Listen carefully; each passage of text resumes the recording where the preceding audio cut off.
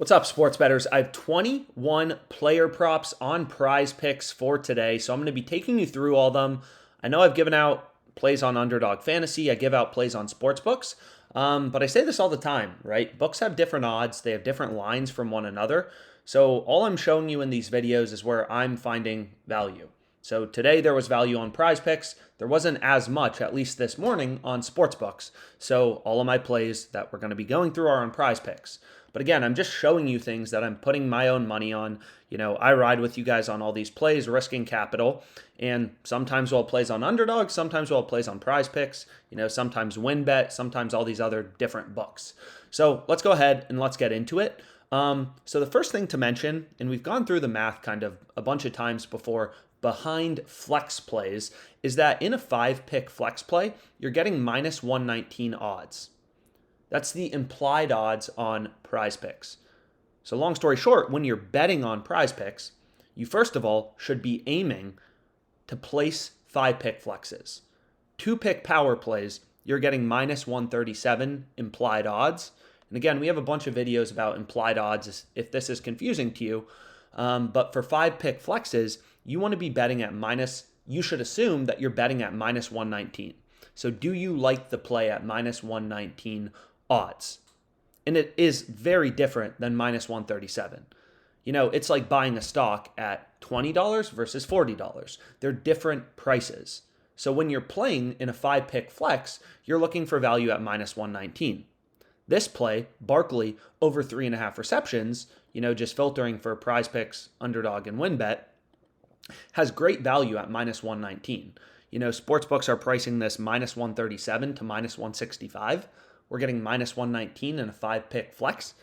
That's great value, right? But if you're placing this in a 3-pick power play or a 2-pick power play where you're getting minus 137 or minus 141, well, the value kind of disappears, right? Like, why would I include this in a 3-pick power play at minus 141 odds, implied odds, if I could bet it on DraftKings, FanDuel, right? FanDuel at minus 138 or BetRivers at minus 137. It wouldn't make sense.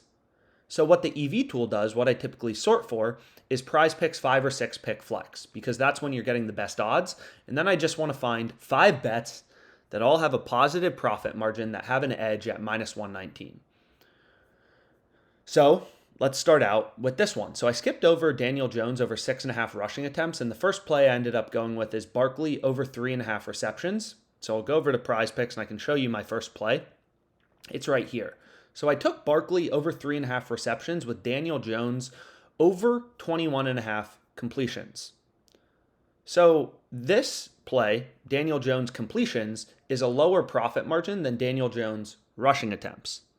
But this is positively correlated with Daniel Jones, right? Like if Barkley has over 3.5 receptions, then it's more likely that Daniel Jones has over 21.5 completions. Like you can think about it. If Daniel Jones has, let's say, 11 completions in this game, he didn't pass a lot, the Giants didn't have the ball a lot, so Barkley probably doesn't have over 3.5 receptions. If Daniel Jones has 35 completions, then Barkley is very likely, to have over 3.5 receptions. So that's called correlation, and it's not super easy necessarily to quantify in sports betting, but it is something I like to think about, right? Is like, okay, these things are positively correlated, so that's an added benefit, right? It's just an added benefit for us as the sports bettor. If Daniel Jones has a bunch of completions, Barkley's more likely to get receptions, which means both bets are likely to hit together.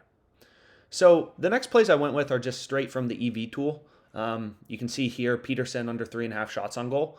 Like, I say this all the time, but we're just hunting for value. There's nothing super complicated going on here. Here, Peterson, it's a hockey play. Doesn't matter. I don't know anything about hockey. I don't watch hockey. I'm just following the data. I have 1, 2, 3, 4, 5, 6 sports books. This OddsJam column. We just copy the odds from Pinnacle, the sharpest bookmaker. So I have 1, 2, 3, 4, 5, 6 data points, all telling me this line should be priced, minus 140 to minus 162. I'm getting minus 119 in a 5-pick flex. That's a no-brainer, right? It's literally a no-brainer. This is a play you want to be all over. You don't have to know anything about hockey, right? the best sports bettors are probably traders, right? They understand markets. They understand how to hunt for value, right? As a day trader, as an investor, all you're doing is you're looking for value. You're not going to win every trade. You're not going to make money on every investment, but you know if you have an edge, you make money long term. It's no different in sports betting, right? This bet, it's not a lock. I'm not saying it's a lock, but what I'm saying is all of the books are saying, hey, the under should be heavily favored, minus 140 to minus 162. And I know I'm getting minus 119 in a 5 flex. That seems pretty good, right? That's a no-brainer. So I locked this in. Then you can see there's a bunch more EV plays, and I ended up going with a lot of these, right? Like you can see Nelson, JT under, James Cook over. And, obviously, like taking the highest profit margin plays makes the most sense, unless, you find some correlation.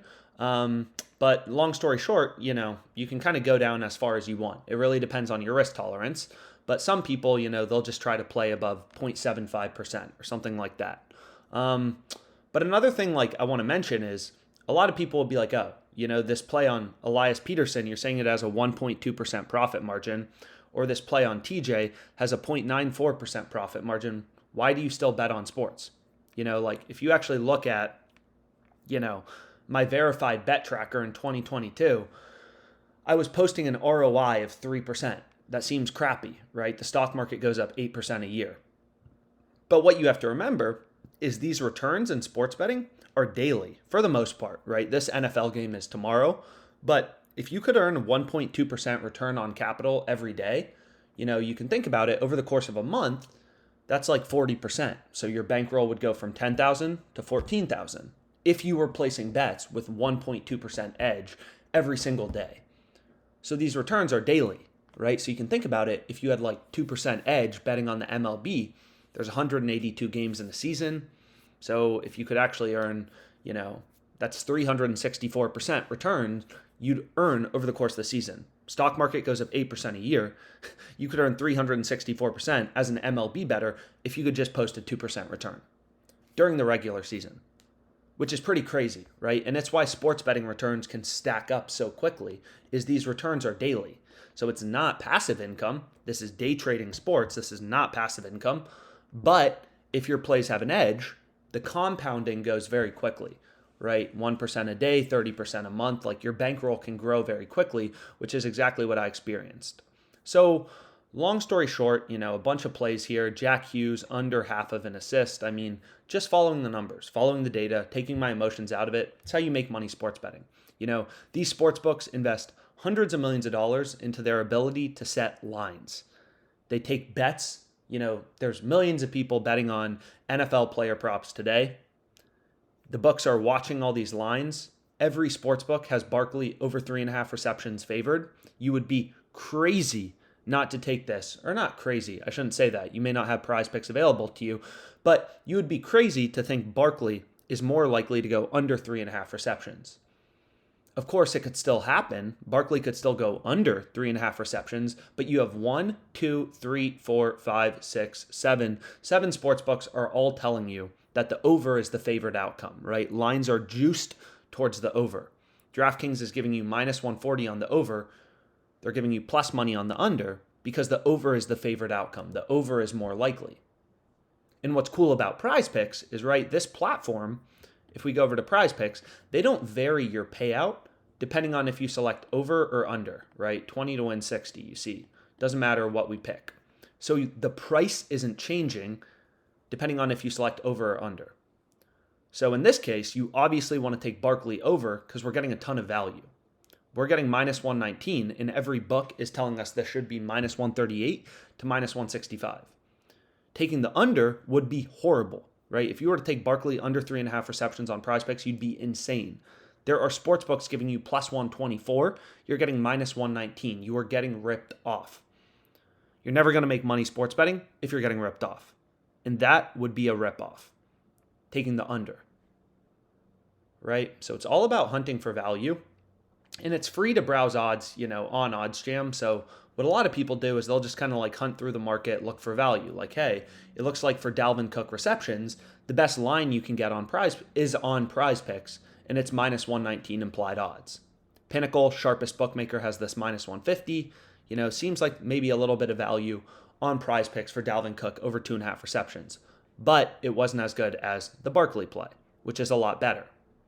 And see, what you'll also notice is here for Barkley, we got a ton of value at minus 119, but some sports books, they have his line at 4.5 receptions. Underdog, Prize Picks' direct competitor, they have Barkley at 4 receptions. So clearly, Underdog is half of a reception higher than Prize Picks. There's really good value on Prize Picks being able to get over 3.5. So I locked it in. Anyways, so the first play, let's just go through some of these very quickly because I have a lot of player props. So just EV, again, try to play these in 5-pick flexes. If any of them move, here you can see the first 5. I'll zoom in a bit. If any of these move, like the lines move, don't get frustrated. We're going through 21 player props. Let's say 2 of these lines move. Take 3 from here that were all profitable, and then pair it with 3 from here, right? Like you can pair them together in 5 and 6 pick flexes. So first I went with Elias under 3.5 shots on goal, Jones over 21.5 completions, Barkley over 3.5 receptions. Again, we get some positive correlation, which is nice. J.K. Dobbins over 13.5 rushing attempts, and Johnny G under 2.5 shots on goal. All EV plays. Then I have Jamar Chase, no touchdown. Cook over 8.5 rushing attempts. Hughes, no assist. JT under 2.5 shots on goal. TJ over 4.5 receptions. Then I have Diggs, no receiving TD. And if this is confusing, what I recommend doing is most sportsbooks, they don't offer the ability to bet on a player to not score a touchdown. But what you'll notice, and what's kind of cool about this platform, Superbook, it's just some sports book, is they offer lines on the over and the under for a player to score a touchdown. Most sports books don't do that, right? Most sports books have one-way markets. They only let you bet on Diggs to score a touchdown. You can't bet on him to not score a touchdown. But here you can see that they're at minus 152 on Diggs to not score a touchdown. So the under is heavily favored, Diggs not scoring. So I picked up this. So here's 5 more. And then I found some plays on the screen. So I say this all the time, but like this OddsJam screen is very interesting. And it has a different use case than the positive EV tool, right? So you can find good plays kind of scanning around the market manually. Whatever sport you want to look at, it's completely free to browse odds on OddsJam. Any markets you want to look at, there's tons of different markets, where you can find value. And there's tons of sports books where you can find value. I'm focusing on Prize Picks in this video, but there's tons of bets out there. There's only a small number of sports books available in New York. There's a lot more in other countries. There's a lot, so like, I don't know if there's value elsewhere. But what you'll notice is, here, like Marcus Smart popped up. But if I go ahead and I do select all sports books, you'll see here, okay, like there's some value on Bet Any Sports. This isn't a sports book I use. There's value on Caesars, basketball, right? Huge value on Caesars. So like there's a lot of discrepancies in the market. There's a lot of value out there. It just depends on what books you're using. But anyways, let's go ahead and let's go back to just Prize Picks. So we know we're getting minus 119. Where is this guy? We know we're getting minus 119 in a Prize Picks entry. So what I like to do with this OddsJam screen is this. So I like to see where is the line on Prize Picks different than the sports books. So if this is confusing, like what the EV tool does is it compares prices. It compares odds. So here, every book has Marcus Smart, his assist line, at over under 7.5. Right? So the EV tool is saying, hey, on Prize Picks, you're getting minus 119. Every book is pricing this minus 145 to minus 160 to minus 170. Dang. So this play has a 3% profit margin. That's what the EV tool tells you. You're getting a 3% profit margin. All books have this minus 145 to minus 170, and you're getting minus 119. So at this incredible price odds of minus 119, your play has a 3.04% edge. Right? That's what the EV tool tells you. So it just shows you plays where books are setting the line at the same level. But you can imagine, and what you can see right here, is sportsbooks don't always set the lines at the exact same level. Here we can see for this Travis, Conacy guy, Underdog has his line at 2.5. PrizePicks is direct competitor. PrizePicks is at 3, and all the sportsbooks are at 2.5. Now, granted, they have the over 2.5 shots on goal slightly juiced, but I don't even think any sportsbook is giving plus money, it looks like, on the under 2.5 shots on goal. Or I guess BetMGM is plus 100. So the over 2.5 is favored, but very slightly, right? Underdog still has the line at 2.5. All the books have the line at 2.5. So on PrizePicks, they're setting the line at 3. We want to hit the under, right? They're too high. This line should be at 2.5. It should not be at 3. It should be at 2.5, right? The jump from 2.5 to 3 shots on goal is very big, right? Like you can think about it. If Travis has exactly 3 shots on goal, on PrizePicks, we're going to push. We're going to tie. If you took his under 2.5 and he has 3 shots on goal, you're losing. So these jumps from 2.5 to 3 are actually a really, really big deal, right? Really big deal. Because you're pushing as opposed to losing. So you're finding value in another way. So it's completely different than the EV tool, right? The EV tool, again, you're comparing prices where books are setting the line at the same level. In this case, Smart's assist line is 7.5. 7.5. Now, what the screen does is it says, okay, shots on goal, I kind of just like scan it like a little day trader, and I look for where there are differences between all these books, Underdog and PrizePicks. And then you don't want too much juice in one direction. So like here, Patrick Lane, sure, Underdog and PrizePicks both have his line at 3. All the books are at, it looks like 2.5 or 3.5. But you can see it doesn't seem like or maybe that's a bad example. I'm trying to think of another example. Here's one, right? Alex DeBrincat, his line's at 3 on Underdog and PrizePicks, but the books have the under 3.5 pretty heavily favored, minus 150-ish to minus 165. So getting over 3 probably isn't super good, right? So even though the line is lower than the sports books, the under is so heavily favored on the books, the under 3.5. So what you'll notice is actually, if we go back to this Patrick Lane, is typically you see like an 100-cent swing for shot on goals, right? So here you can see the over 2.5 is minus 180 on Pinnacle. Barstool has the over 3.5 at plus 120. So that jump is like 100 cents, right? 80 plus 20, 100 cents. So, I kind of use that to try to figure out, okay, like if the jump here is going to be 50 cents, how do I like it, right? So the jump from 2.5 to 3 would be, let's say, 50-ish cents, and then it still looks very good being able to get this under 3, right? This would be minus 150. If the line were at 3 on sportsbooks, they'd have it roughly minus 150, minus 156, minus 160, right? 50-cent swing.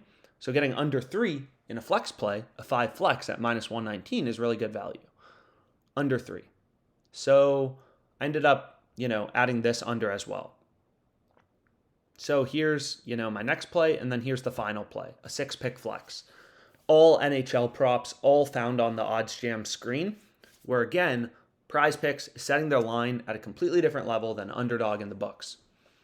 So a lot of player props, 21 to be exact. We got 6 here, all hockey. Here's 5 more, 3 NFL, 2 hockey. Here's another 5-picker, and here's another 5-picker. So hopefully this was helpful, helps explain, some of the thought process, how to find sharp bets with an edge. And you'll notice, there's no complicated strategies going on, right? Don't overcomplicate your sports betting. Find value, find an edge, and then just ride with it, right? There will be losing streaks. There will be winning streaks, but if you have an edge, you're going to win in the long run. The issue is a lot of people, I feel like, they try to, they'll go on a little losing streak and then they'll try to change everything. And it's like, no, this is just variance. You have an edge. You got to give it more time, right? If you start changing things and making everything more complicated, that's not good. So hopefully this was helpful. Let's make money.